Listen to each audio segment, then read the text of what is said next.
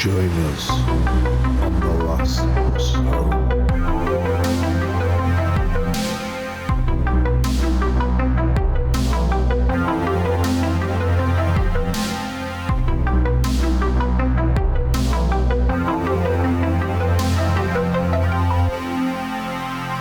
So, what have you got for me today?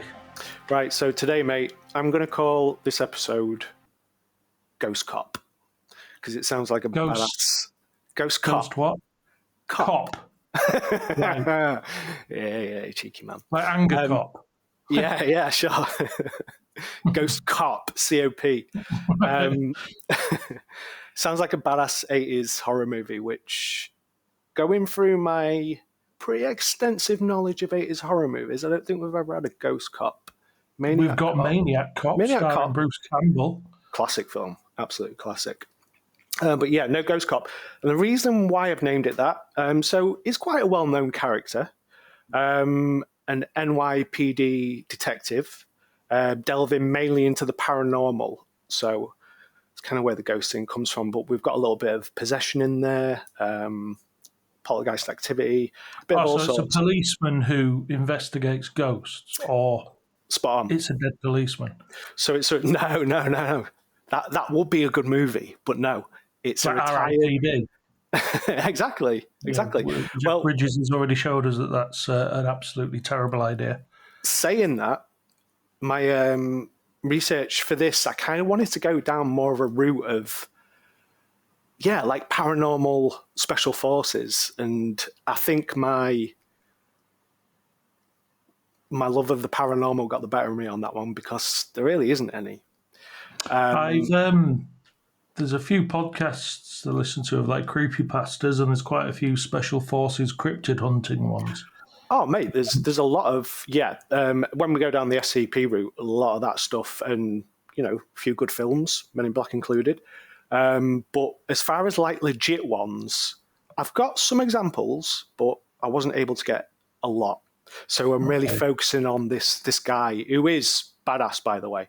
Go on then, lay him on me. Cool, man. Well, first off, let's just go through some of the basic stuff I was trying to go through when I was looking for occult crime task forces. So these really kind of, again, focus on the crime and not so much the spiritual sort of belief behind it.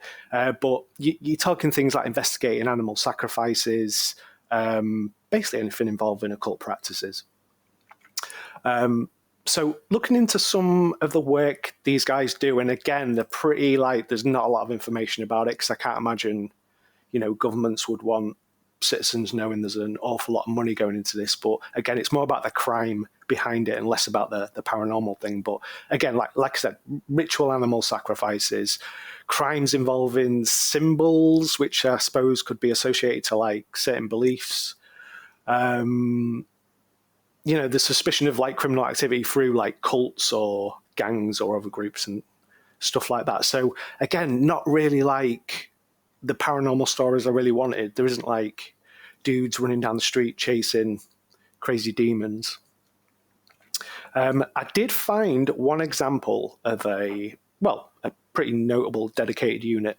South African. They are called SAPS. S-A-P-S. South African Police Services Occult-Related Crimes Unit. Wow. So again, this was like I said before, mainly to deal with like occult element in like ritual killings and witchcraft-related violence. There's a bit of that in Africa, in there, where there's various kind of voodoo style. Is it Makumbe or something? It's definitely location based. I can't imagine a crime unit like that doing that well in. Well, that's what sparked it off in Dawn of the Dead. Yeah, true, man. Just saying. We don't want to. Yeah, true. We need to look at those films as what not to do. But yeah, I looked into these guys, and again, not a great part, but they're looking to things that, again, like multi-killings where people are killed for like the body parts. Muti killings. Which is that what you was referring to? Possibly. I mean, I might have got the word wrong, but I'm sure it's something Makumbe or. Oh, okay, Makumbe. Well, yeah. So these classes Muti, like M-U-T-I. and it's like I say where people are killed for the body parts. It's also a brand of meat seasoning. Well, there you go. Might be kind of one and the same. It might be Well, that's a double T, I reckon. Well, these movie killings are mainly used for medicine, mate, not as seasoning. So take from that what you do. I don't know. I think a well-seasoned steak is the cure for a lot of things. Might be. So as well as kind of grim shit like that, they obviously focus on things like witchcraft. And again, witchcraft as in accusations. I'm thinking it's not like the old days, I'm hoping, where... Who was it? Was it Anthony Hopkins played Witchfinder General? Or was it Vincent Price? I can't quite remember. But yeah, I'm hoping there's not a Witchfinder General going around rounding up a load of girls. And if they are, I hope the saps step in to cut that shit out because it's not cool. So yeah, investigating crimes related to cults. It's all going around the occult kind of thing. So they've had a bit of media attention. I tried to look into some of the stories. And again, pretty sensitive stuff. So it's not probably going to be that well, shown about. But it's all the stuff I mentioned, witchcraft-related violence, pretty disturbing stuff. The reports often highlight... It's not the religions themselves that are illegal. It's more the practices that be considered antisocial. I would have thought it's being more like the extremist version of it. So maybe you just take some people who are, they've gone too far with it, and then they're, killing people. Instead of throwing some toenail clippings into their potion, they'd cut the foot off. Exactly. Yeah. Right. Yeah. They could just get some flaky skin bits.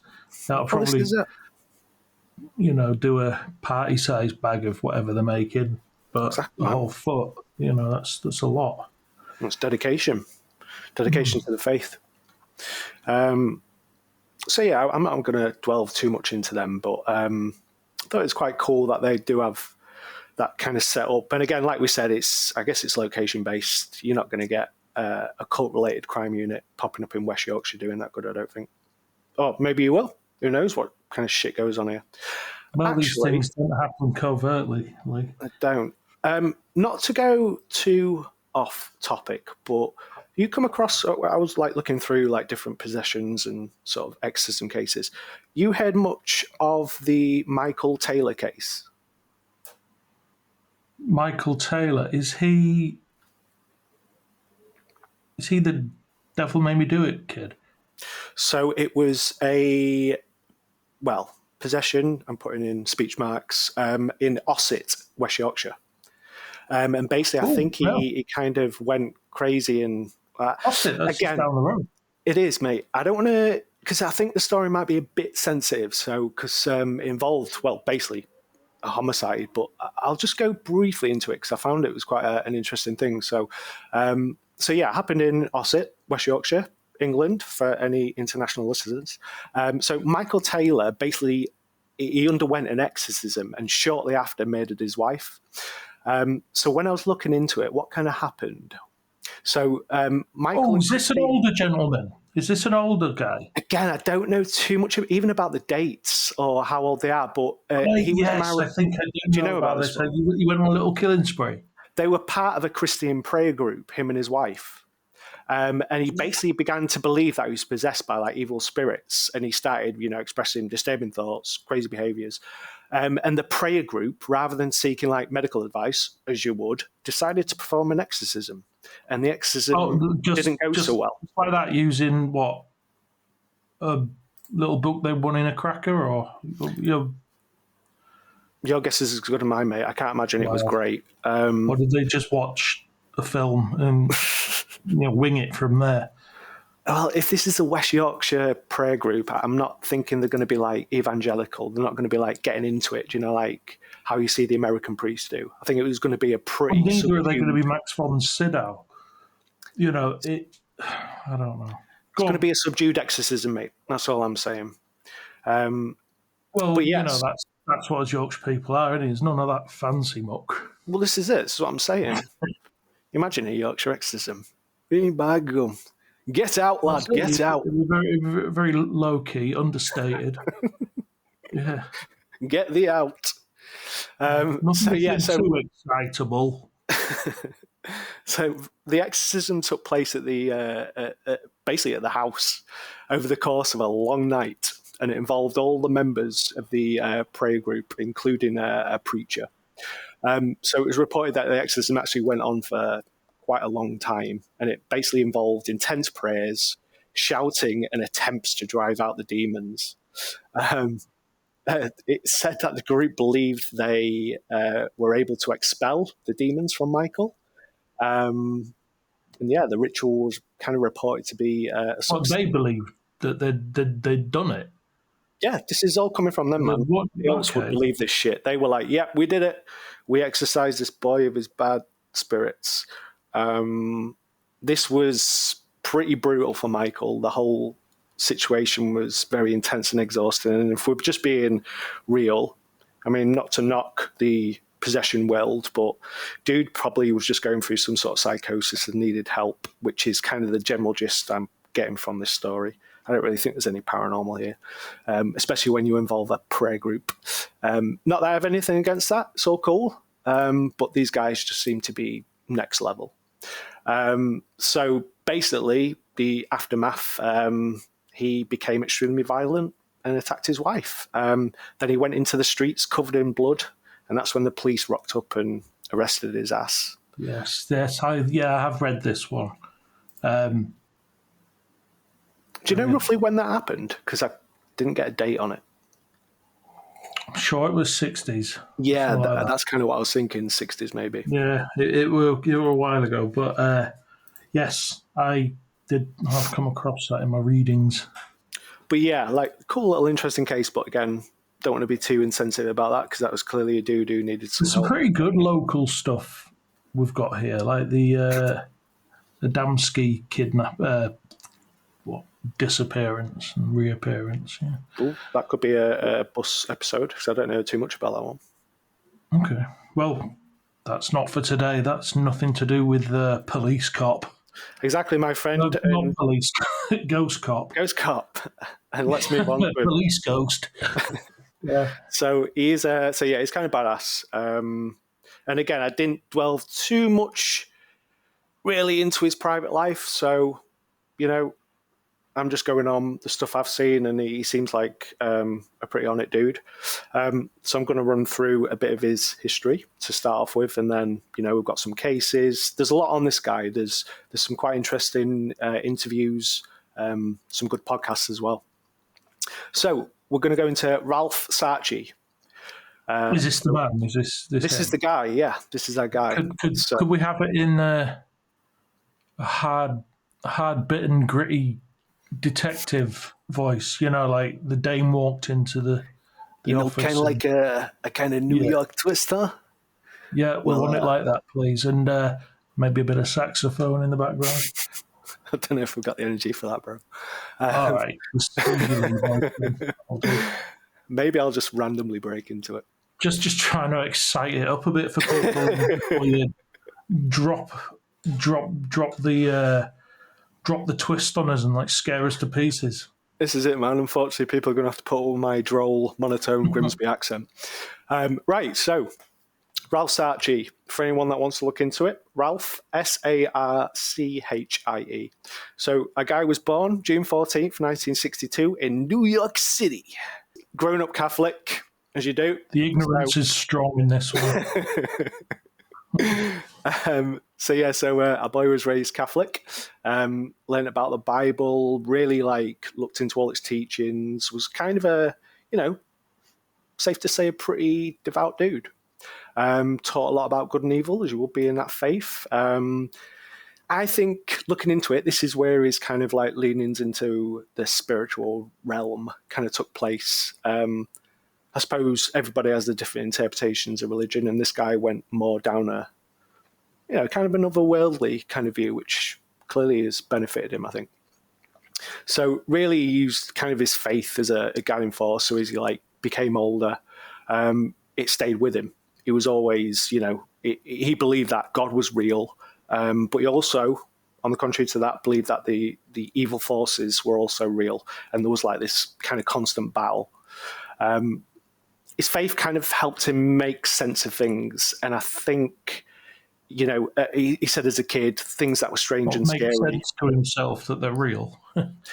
Well, I guess that's kind of like what faith is. It's kind of like that crutch, isn't it, for a lot of people to kind of say, I've got God on my side, so whatever kind of fucked up shit I'm seeing right now, it's all good. But I think that, again, led on to later in his work, because he saw some obviously messed up shit being an N.Y.P.D. detective. So he kind of, again, just used faith to kind of explain the evils that man do. He also kind of believed that his faith would protect him. So I think that's probably why he went to certain situations pretty blindly. And as you would need to in that job, have your courage about you. So his N.Y.P.D. detective years. So he served for 18 years as a sergeant, mainly in the South Bronx. This was in the late 1980s when he started his career. So he was just in his early 20s, so a young dude. And he did that all the way up to 2006 when he retired. So it was largely in the 46th precinct, which was it was like a street crime unit. So they would go like undercover, do a lot of like maybe stakeouts, things like that. So it was while he was doing the N.Y.P.D. stuff, and obviously, we talked about his Catholic background, then he started seeing some strange stuff. So, as you can imagine, a South Bronx detective would see a lot of dark shit, a lot of difficult things on to the deal subway. with. Just on the subway alone, just as you leave your stoop. So, aside from all the usual crime, violence, and shit like that, you started to see other stuff where he came across cases where he said things felt off. There was a sense of something evil or unnatural. So you would be like, okay, Catholic dude, off you go with your evil shit. It's just... That could be any real murder case, to be honest. That's exactly. evil. This is it. Yeah. So it's it's a weird thing, because I suppose having that faith opens him up to maybe seeing some other stuff. But again, this could all be passed off as nothing, or I don't want to disrespect the guy, but until you show me some hard evidence, I can only go on the stories. But again, still a really good story. So, like I said, he started to notice some things were off through certain crimes, and he kind of wanted to seek answers. That's when he started to look into demonic kind of like studies. He actually classes himself as a demonologist. So he really was like kind of like drawn to more cases that he did think that there might be some kind of like demonic activity. So what he did was he started to learn more about demonology through, again, Catholic Church's teachings, which might be a little bit heavily agendaed, but, he was looking into it. And again, it might have helped him. He even started working with priests, and they actually started training him basically to perform exorcisms, which is kind of badass. So, if I had an option to go to exorcism school, I'd probably do it. I don't know about you. Probably not. No? Well, I'm guessing, no. I mean, I did go to school, and there were quite a lot of rules, and I'm guessing a full-on Catholic exorcism school would have more. Well, if you get possessed, mate, guess who you'll be WhatsApping? This guy. All right? My doctor. Whatever, bro. Straight up exorcism. Yeah, no, the pharmacy, mate. Here's one you're gonna kill your lip up at. Guess who he was involved with? Your favourite couple. Oh, right. Oh, the other self-proclaimed demonologist, Edward Warren. You nailed it, bro. So yeah, we'll come back to that. I just want to go into his timeline. So, as I mentioned, his work in the N.Y.P.D. started to also become a bit of not a moonlighting situation. He separated the two, but he became a demonologist. So Sarchie called this the work. I'm doing speech marks there. That's how we kind of refer to these cases. So investigating basically cases of, demonic possession and paranormal activity. So you want just like an exorcism dude, but, he was trained. So little badge there for him. You reckon he got to design himself a badge that he could flip his wallet open when he kicks a door in? I would. Are you kidding me? If the Catholic Church couldn't shell out for a little shiny badge to say, hey, dude, I perform exorcisms, I'm getting that made. Yeah. And a little, human skin wallet. Imagine pulling that out in a bar. You're like, hey, mate, don't worry about it. I perform exorcisms. It's all good. You're getting some free drinks, do you know what I mean? Yeah. Freeze! SARP! Oh, that's South Africa, isn't it? Yeah, bro. Can't be doing that. So, was it R.I.P.D.? Mate, you're just gonna. Anyway, I'm butting in again. No, mate. Sarchie didn't pull that shit. He works alone. He's a lone wolf. Okay. Does he do kung fu? I'm guessing he does it in the mirror. I mean, if you do your demonologist, because what I do know from demons and what have you, from my extensive training, watching a couple of episodes of Buffy, it appears that when you turn into a baddie, and in this case a baddie being like a demon or a vampire, you know how to do roundhouse kicks, because that's all they did to each other when they fought, but they didn't do them when they were just students.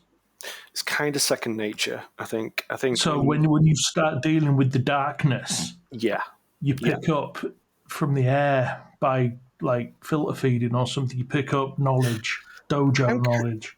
I'm kind of thinking when Sarchie gets home from a long day at work and he gets into his grimy New York apartment and he sticks on some banging 80s tunes and he stands in front of the mirror and does a few roundhouse kicks and he's like, bit of craft work. Yeah, this is me now.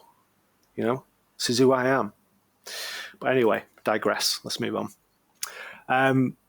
So demonic infestation. Helping people suffering from demonic oppression. Anything demonic. That's the stage of the whole process. So does he just turn up at the end? When it's too much for him to handle? No, mate. Is he not there for early identifiers like scratching and knocks and stuff? All will be revealed. We'll go through some cases and you can see his methodology. Do you know what I mean? So, and who are we relying on for these stories? Him again? Or is there any second-hand ones that have? I will come on to that. A lot of my research is from various different sources, but also our boy has done a book and a movie. There's been a book about him, so there's a lot of information out there. So that kind of says, is worthy of it. Okay. He's led an interesting life. Okay, I'm going to have a look and see what he looks like. Yeah, you might be surprised, because I was kind of thinking, I don't know, I just had some wacky image in my head, but he just looks like your kind of standard New York cop. What's his first name? Ralph. So,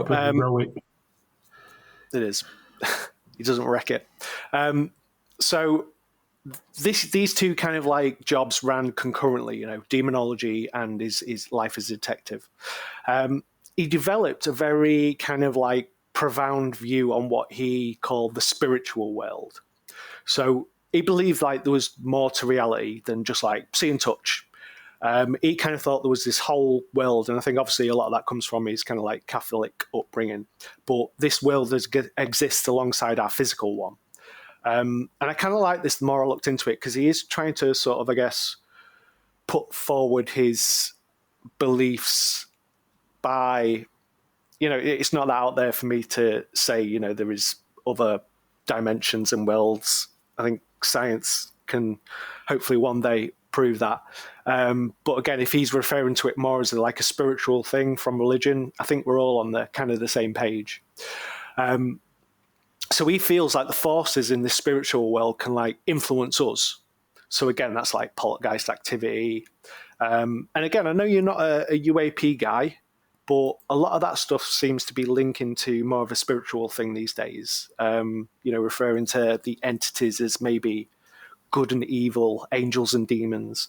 It's all kind of like coming together, which is nice. So Ralph gives a bit of, knowledge, important things to be aware of. So things like protection. And these are things that I'm saying, you can sort of defend yourself from evil things within the spiritual world. So he says there's lots of potential dangers, and the things we can kind of do to protect ourselves. She kind of standard things, faith and prayer. He emphasizes the importance of faith and prayer. Again, this is going to be his Catholic upbringing, but this is his way to connect to the spiritual world. And you can take faith and prayer as just standard meditation. Cut off all the bullshit, meditate, let your brain go into this state, and you might be more susceptible to these other realms. Again, that's not too far out of reasoning for me. So he thinks like learning about the spiritual world can help us understand this world better. So I'm thinking he's going more on like the evil influences people in this realm, and that's what makes us do crazy stuff, which probably brings him into the world of possessions. So yeah, he basically just encourages people to kind of be aware of the spiritual world. But I thought that was kind of cool. It's a different take on life. So Scott, as I mentioned, the Warrens. Let's just have a little look into how our boy interacts with those guys. So before you move on to this new topic, you say he's got a book and a movie. What was the movie his idea? Well, I've got a little section for that, so I'm going to move on to kind of his involvement in the book and movie. But I'm thinking what happened is the movie came from the book, and he wrote a book of all his encounters and experiences while doing his work. So he didn't choose Eric Bana to play him. He did have some involvement in the movie, but no, the movie's basically just largely based on his kind of like. Have you seen that? Jack Black playing him? No, man. I've tried to watch it a couple of times. Not good. Don't think I've got through it, but that might be me in the wrong mood. But I don't think I've seen it. It does pop up in my recommended films quite a lot. Deliver Us from Evil, isn't it? Yeah, man. Yeah, I'm going to check it out. Yeah, I'm sure. Streaming services tend to offer it up to me. Yeah, it's not a new film, so it'll definitely be about 100%. It's not. No, I'm very familiar with the the cover anyway, because like I say, it's always popping up. Cool. But now I know it's Ghost Cop. Then I might have to watch it now with a new with a new with a whole new bag of knowledge about it. So. This is it. You just make someone badass, don't you? And it's easier to watch. So basically doing all his work. Obviously, he's going to run into these guys, isn't he? Working on his cases for like demonic activity. Ed and Lorraine. So what? He was active. This is the 80s. Yes. So yes. Right. Let me just get the date again for you. So yeah, I mean, late 80s he started the career. So this was probably early 90s. Right. So Ed and Lorraine were pretty old. I mean, they've always been old. I think they were born old. Yeah. So they'd have been getting on a bit now. They'd have been getting on, but they were still active around that time. And according to this, I didn't really realise how active they was, but they like worked together on a lot of stuff. So he basically sought their guidance and advice on a lot of stuff like he was dealing with. And I think they then started to go to him, especially for, obviously, he was a professional exorcist. Find out how much they can extort from their victims without getting arrested. And this is it. Well, they actually worked together on like some cases as well. So maybe our boy was in on it. Who knows? But I think so I don't know too much about their religious background, but the stuff I was reading, it said they shared a common kind of like belief in the reality of like the demonic activity being linked to, a religious kind of like faith. So again, I think he just respected them. So they didn't pull the wool. Well, they pulled the wool over his eyes, I guess. But I'm not going to go too hard on Ed and Lorraine. I don't know too much about them. I'm only going off your disdain. But yeah, he seemed to like them, and like I say, they worked on some cases, so they were kind of like a trifecta of. No, I'm not going to go there. Not yet. I'm going to hold judgment. Maybe they did good. Maybe they helped some families. Do you ever think about that, bro? Maybe they actually helped some people expel some demons. Enough of your negativity. No, you're right. You're right. I mean, you throw 50 bits of shit at the wall, some are going to stick. Do you know what I mean? This is it. So like I say, they would work together on demonic possession cases, and as I mentioned before, infestation, which is where I'm guessing like there's a lot of demons, and you need to completely spray the house. They would help people together who were like suffering from like paranormal disturbances. So I'm guessing that would just be things like kind of your standard poltergeist activity, stuff like that. Also, he did kind of lower himself into like just ghost stuff, not the big boy thing. That's it. Like I said, that's why I kind of refer to him as Ghost Cop, because it wasn't just exorcisms and possessions, which I think he's kind of famous for. He did a lot of when we go through some of the cases, he did seem to like do a wide variety of stuff. So shame the title paralegal is already taken. This is it. That's what I was thinking. I thought that was a cool title, but turns out it's you're just a solicitor, which is all cool. Not knocking solicitors.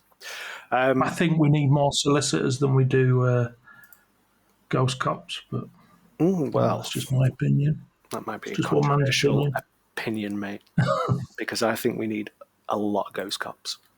But anyway, so as I said, our boy assisted in exorcisms, which was kind of cool, working alongside priests. Tried to look into what his actual involvement was. Did he get hands-on? And I think he kind of did. There were some stories, of him, obviously being in the room present, but he would do a lot of the investigative work on possession cases. So he would look into it, the person's background, what's influencing stuff. Did he feel uneasy when he would go to the people's houses and stuff? So as you mentioned, the book and the movie, let's move on to that, because this is probably what's done him, really brought him into the limelight. So his book, the one he wrote, and then there's one about his life, which is what the film is. It's basically Deliver Us from Evil, it's called. But his book is called Beware the Night. This is about his experiences both an N.Y.P.D. sergeant and a demonologist. So I'm definitely going to pick this up, because I can imagine it's going to be pretty cool, because I think, like I said, his work as a sergeant, probably pretty dark. He saw some pretty grim shit, and then throw in the demonologist stuff, and that's a good bedtime read, if you know what I'm saying. So the book, Beware of the Night, it's all about like his double life, being a policeman in one of New York's toughest neighborhoods. So alongside his police work, getting involved in all the demonic stuff. Also, he goes through a lot of like stories. So again, these are all what he says are real life, but we are just going off his kind of cases. But he was quite good at documenting stuff. So again, not like your typical police cases, things that did involve demonic possession. So, if he'd be involved where he'd be like, okay, you sent to this house, this dude's causing a disturbance, he rocks up, oh no, this turns into a demonic possession case. That's where you need this guy, I guess. So this is the Bronx, like one of New York's toughest neighborhoods, and he's pretty sure it's possession and not drugs. Well, this is it, but, have you seen people, on Spice, or for any other listeners? Yes, I absolutely have. I live in Leeds. Well, this is it. It's, sometimes those dudes look possessed, and not that I'm knocking anything. It's pretty brutal to get into that state, obviously, but, you'd be forgiven for thinking that they needed Ralph to go round and perform some kind of exorcism. This is it. So I'm not too sure what the drug scene was back in those days. I don't think fentanyl was like the 80s. I think it's more like meth, maybe, or I'm not even sure of that. Like crack cocaine. The 80s was coke, wasn't it? Yeah. So yeah, again, you might be right. But I didn't judge people like you judge him. He was I'm more. not judging him. I'm asking the big questions. You know, See, I'm saying what our listener is thinking. our boy was not like, look at this crackhead. He's clearly possessed by a demon. So, you know. This is how it's coming off, though, that he's just. So far, he's sounding like he's a copper in a really rock hard neighborhood. And he's like, right, guys, I'll deal with the possession and stuff. You guys go deal with criminals with guns. It's like, hey, guys, I got it. Yeah. Don't worry about I've got this one. I've got this one where this lady's rolling around on the floor. You go down there to that gang of fellas with guns. It seems he's chosen himself quite a quieter police life, and then to back himself up, he gets a letter from Ed and Lorraine for his boss to say, "See, I am doing something." Right, maybe there's that, but if possession's real, then who's going to be looking after these people? This is why you need Ralph on the job. Doctors, but anyway, no. If a demon needs shooting, send Ralph in to kick the door in with his special badge. But anyway, show me a doctor who has. Let's get some cases. Show me a doctor who has his exorcism badge, and I'll start to believe you. Before we do move on to that, he has it framed. We refer to them as certificates. Tend to have them on the wall. Yeah. But yeah, we're going to move on to some cases. But before we do that, I thought what was quite interesting is he has a bit of a rant about Ouija boards. Ralph does not like Ouija boards. He's very concerned. Seems nobody in the business seems to like him. This is it, man. I'm thinking there might be something behind it. But he believes it opens the door. The doorway is a portal to negative entities from the spiritual world that he believes in. He's really against it. He says, don't use them at all. And he even goes into what to do if you do use them. Telephone. ask for Angela. But yeah, he's pretty bad. If you do this. But yeah, he's not a fan of Ouija boards. But yeah, you can read all about that in the book. And yeah, just before we move on to some cases, alongside the book, he did do the movie, which was, as we've mentioned, Deliver Us from Evil. So you might want to check that out. He did have a bit of involvement with it. He was involved in the movie's production. He consulted with the filmmakers, basically to, I guess, help them understand of what he was kind of going through and make the film a bit more religious. Well, he's got to keep it realistic, hasn't he? He's going to say, look, this is it. Keep it real. He basically, I think he acted as kind of like an advisor for the religious elements and the stuff like that to make it feel more realistic. I'm not sure if that came across in the movie, but hey-ho. But anyway, let's move on to some cases and see the nitty-gritty of what this boy's up to. So I picked a few cases, and there is a lot. Okay, research into these cases, and like I say, Ralph was pretty good at documenting. Are these from his book? Or? Yeah. So a few of these are from his book, and I picked a few others up from a podcast and stuff. What I liked about him is he, and this might come as a shock, but he seemed very non-sensational on when he was being interviewed. He described certain things, so it's not like he walked in and I saw this big beast and he had flames behind him with big horns. He's quite subtle about his explanations, and he explained that seeing things pop out of the spiritual realm can sometimes look at little balls of light just flashing in and out. And he said he remembered when he walked in this one house and it seemed like it was full of fireflies, just little orbs popping in and out. And I just thought that was kind of cool. And he described certain things of water stains having this luminescent shimmer. And certain things he said he could see because, you can just start to see that spiritual world cross over.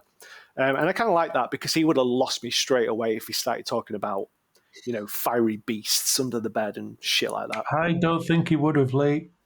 I think he'd have got you more. I like the guy, okay? Don't judge me for that. He seems cool. Oh, no. Right, so this... probably a lovely lad.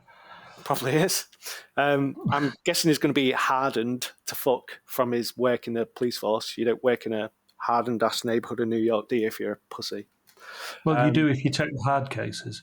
Yeah, I guess. Maybe that was his jibe. Maybe his colleagues are hard.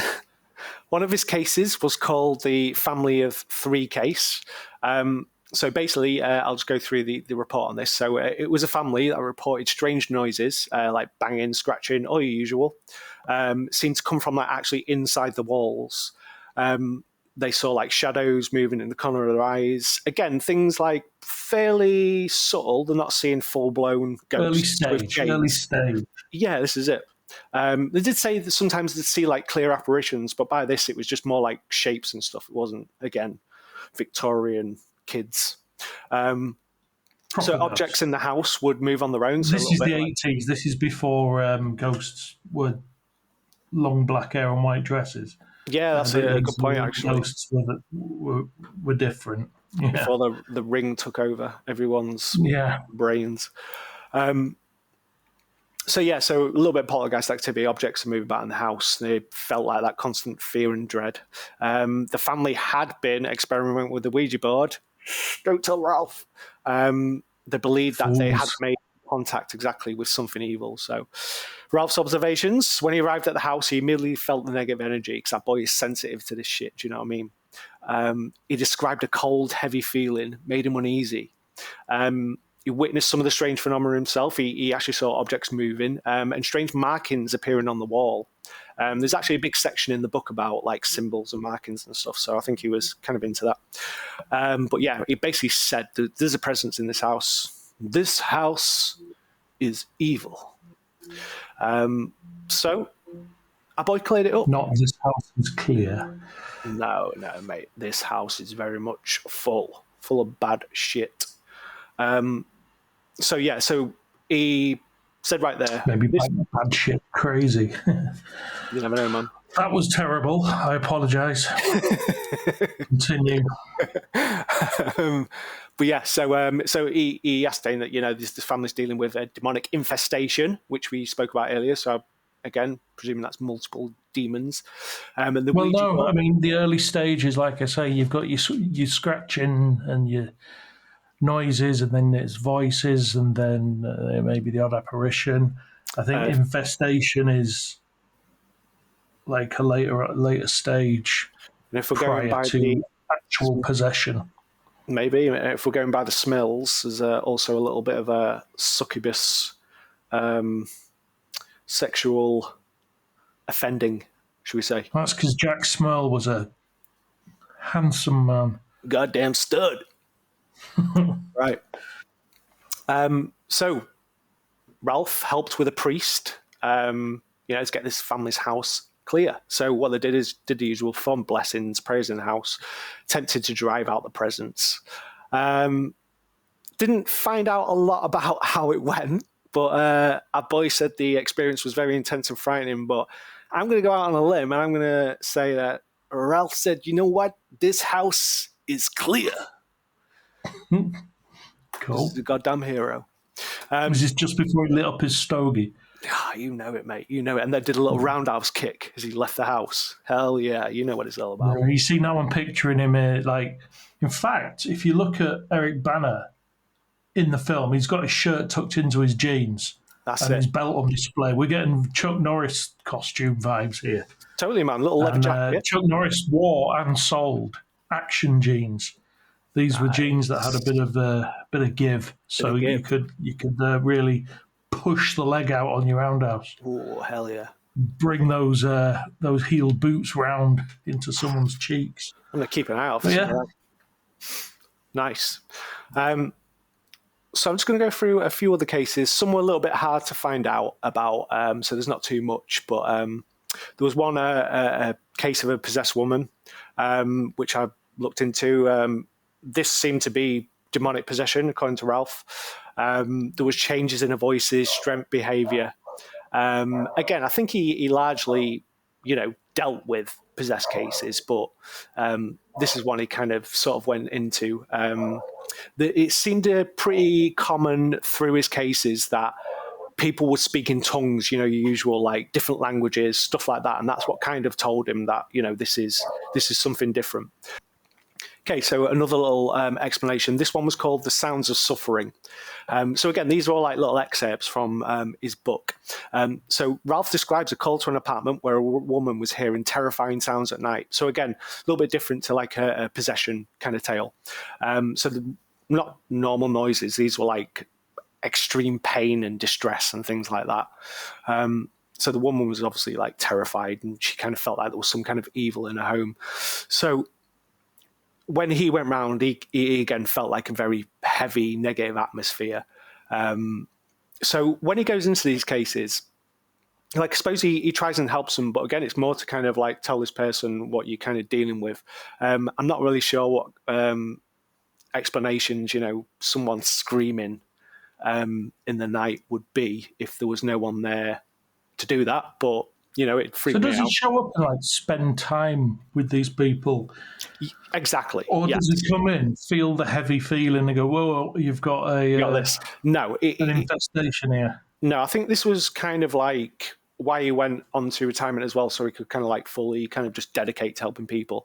But a lot of these cases, because this was like along with his N.Y.P.D job, I think a lot of these cases he was called out to anyway, and because of kind of the cases he was dealing with, maybe his boss put him on those ones. Do you know what I mean? Like, hey, Ralph, we got another, Yeah. Crazy lady. She thinks she's possessed. Get on it. He was maybe your boy for that. Yeah. So, yeah, he probably... Don't show us up with your ass on the line. Yeah, man. So he maybe put onto those cases. Not really too sure, but yeah, I'm guessing he does do things like that. So that obviously for this kind of thing, he would work on the case as kind of like... doesn't always follow the rules. This is it. Just gets the job done. So when I looked into, which did have a little bit about it was a house on Staten Island. So basically this family were being tormented by like stuff going on in the house. They saw, shadows, footsteps, all the usual stuff. Again, objects moving on their own, but poltergeist activity. The children were especially frightened. So I'm guessing they were kind of like more susceptible to stuff. Ralph said again that the house felt very cold and oppressive and agreed that something evil was present. And again, brought in a priest to investigate. And they found evidence of strange symbols and markings on this house. He kind of believes that he goes along with the ancient Indian burial ground theory. And I think he said that this place in New York was a place where Native Americans used to take the bad people from the society and tie them up to a tree. Again, I'm not a historian. I don't know if this is true or not, but it was around this area of New York. Again, this might be totally wrong, but this is just what I'm kind of getting from interviews. So he kind of put a lot of the bad spiritual world down to bad stuff that happened in the past and, tortured souls, all that kind of thing. So again, getting back to this house on Staten Island. So they found this evidence of like strange symbols and markings. So I think he thought there was a bit of like maybe kind of occult practice going on there. Not too sure. So he gets this call from this family living in this old house. They're going through all this kind of shit. The family are at the wit's end. They're terrified. He goes in and he kind of sees all this stuff, objects moving around. It isn't just creaky old house noises, he said. It's basically there's something else going on there. So again, going into it, he felt the heaviness in the air. He uses a priest. And as I mentioned earlier, they found these symbols. So these symbols weren't like anything he'd seen before. He said they were dark and disturbing. So again, linking back to maybe some occult practices. I don't know if that's like historical or he thought the family were involved. What makes a symbol dark and disturbing? Hey, who knows, mate? Might be like... when you go in an abandoned building and you see someone's drawn a big willy with stuff coming out the end.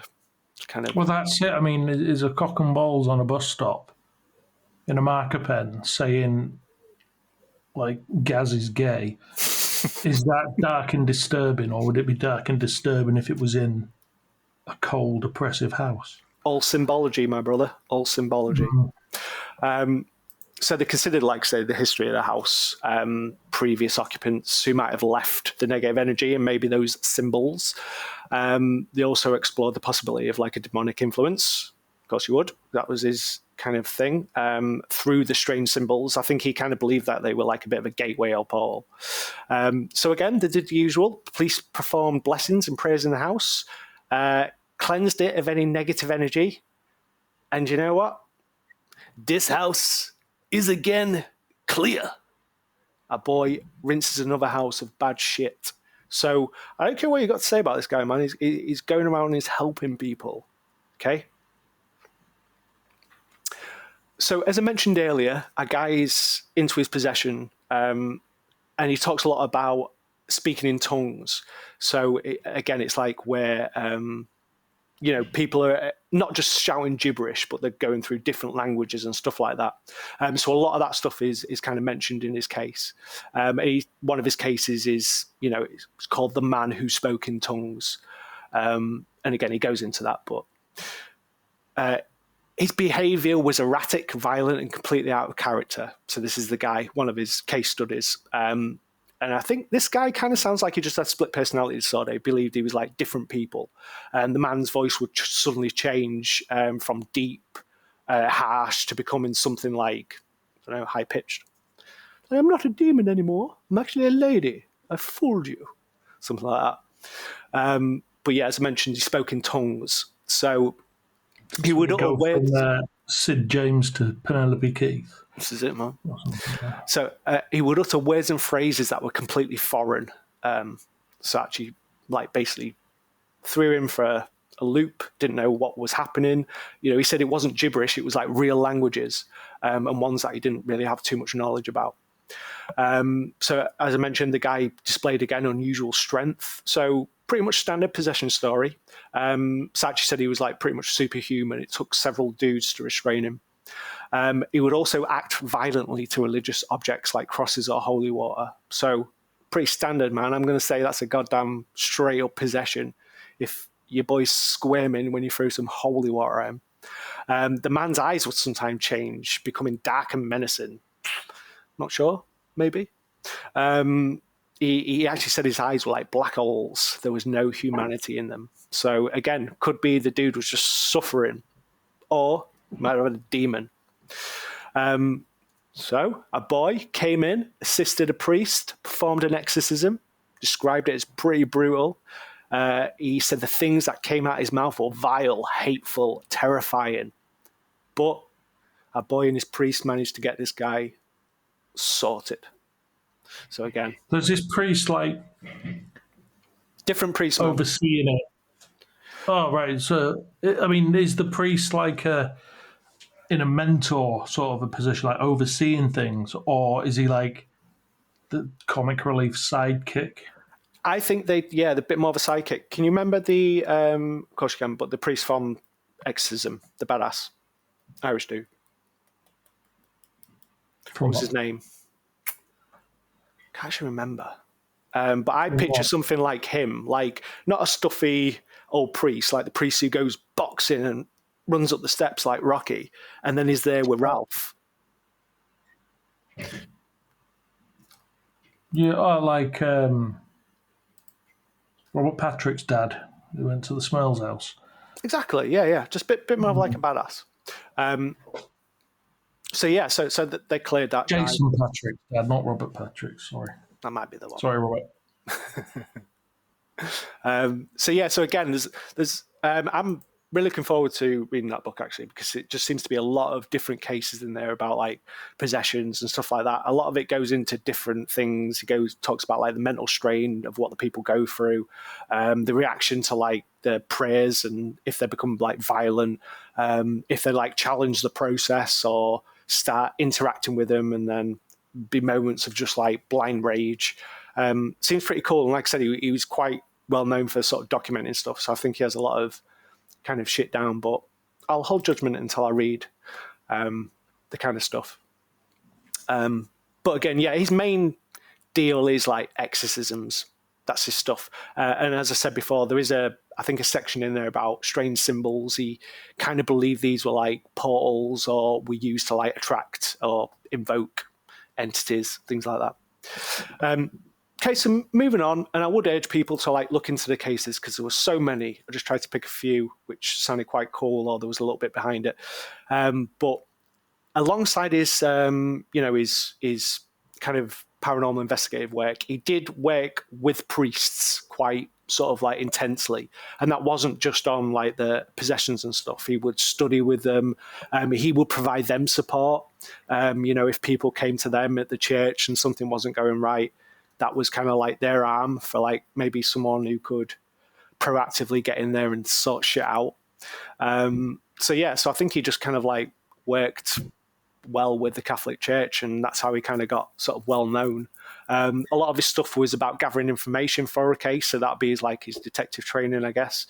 And I think he took that on to when he retired and became a full-on demonologist.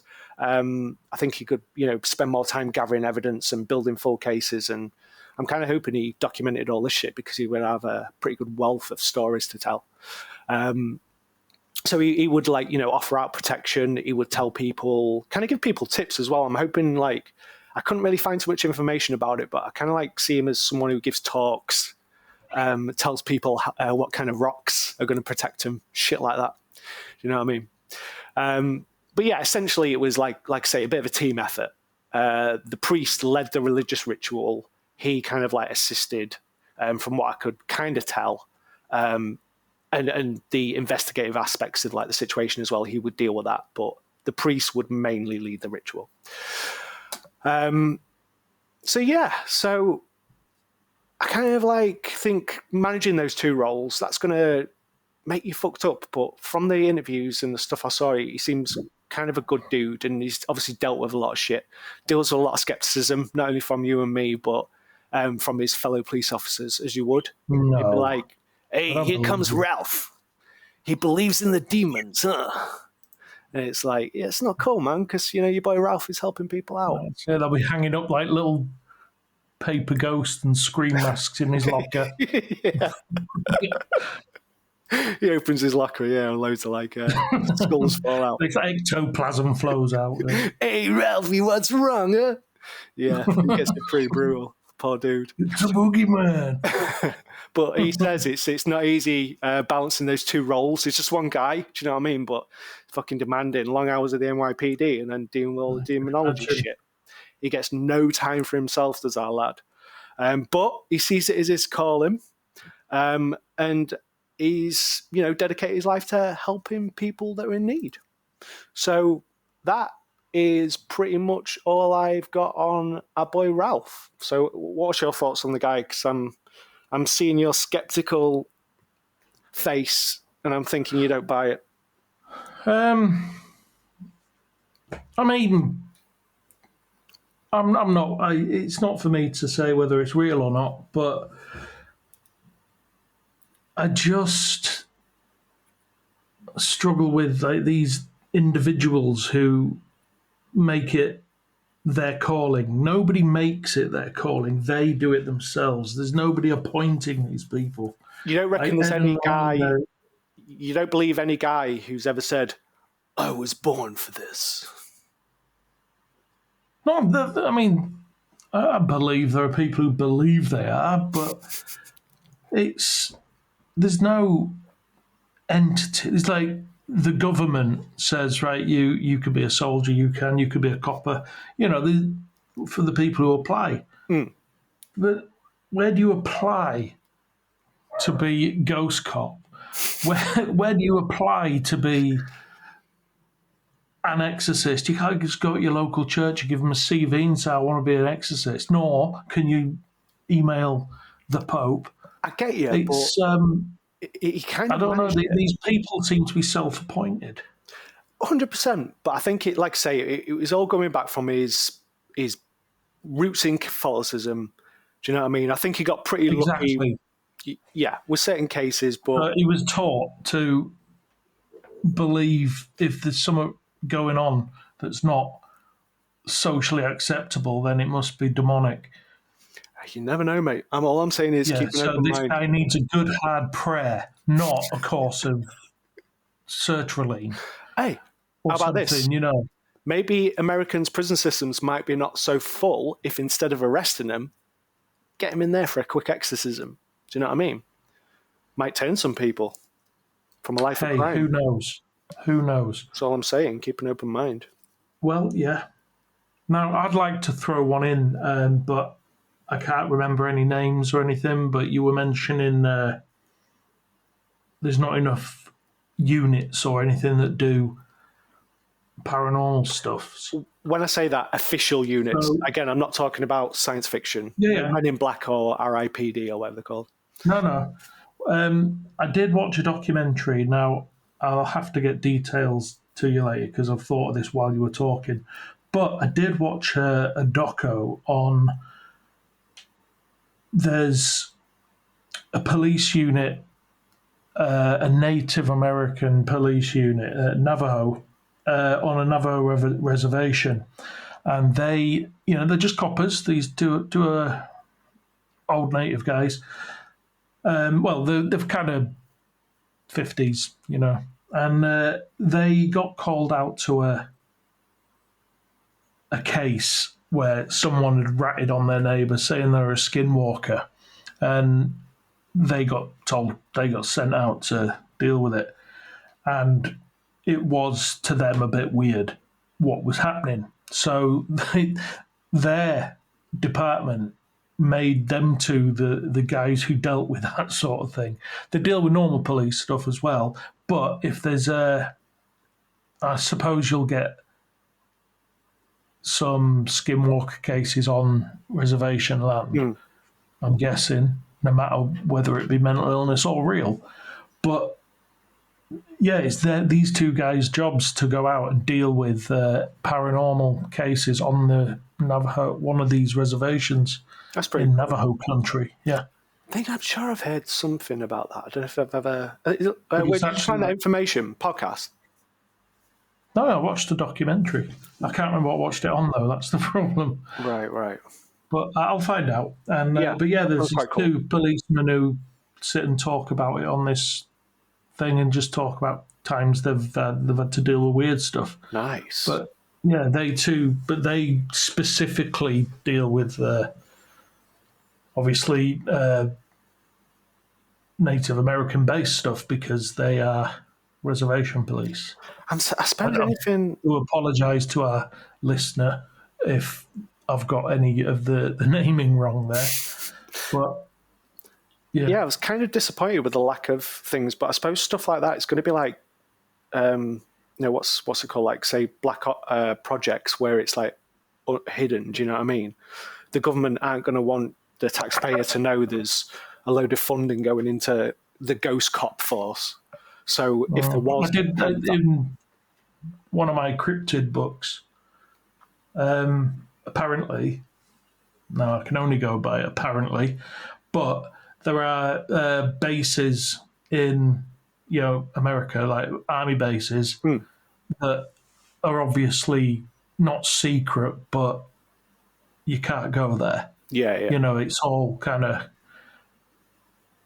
away from people's eyes, but apparently their security cameras and that have quite a lot of Bigfoot footage and Dogman footage, but it can't be released because of the sensitivity of the location. God damn it. That sucks. Yeah, and apparently there's the desert one. It could be Area 52. I don't know how. There must be other ones. In fact, there is one just down the road from Area 50. 51, not 52. Lake something. And apparently the cameras pick up all sorts, but it can never get released because of the sensitivity. Yeah.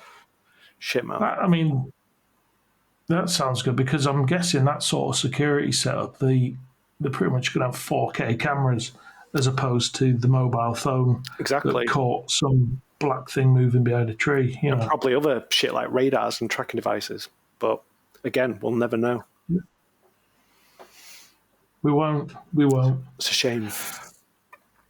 Cool, man. So that pretty much brings us to the end of that journey. So I hope you enjoyed it. And I hope that spurs you on to maybe just give Ralph a little look-see. I will. I'll have a look. It was absolute thrill ride, Lee. Thank you. No props, mate. No props. And I will catch you on the next one.